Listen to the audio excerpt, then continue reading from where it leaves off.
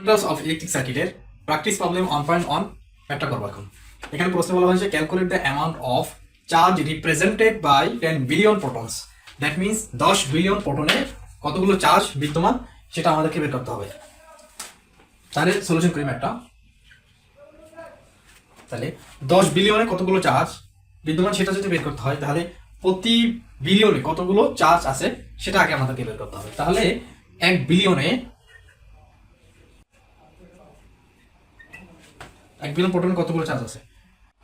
এখানে যদি ইলেকট্রন থাকতো তাহলে কিন্তু নেগেটিভ হতো, তো এখন এখানে প্রোটনস, দ্যাট মিন্স এটা তো positive value 1.60 10 inverse 19 coulomb. Means 1 billion প্রোটনে এতগুলো চার্জ আছে,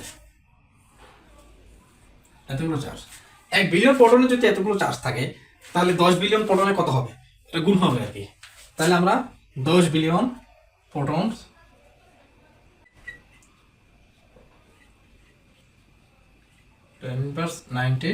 ইন্টু এই এটার সাথে 1 বিলিয়ন প্রোটনের যেটা পেয়েছি এটার সাথে আমাদের 10 বিলিয়ন এটা গুণ হবে, তাহলে এখন আমরা লিখতে পারি 10 বিলিয়ন।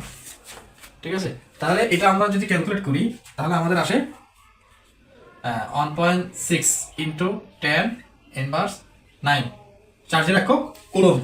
তাহলে কুলম্ব, এটা আমাদের অ্যান্সার।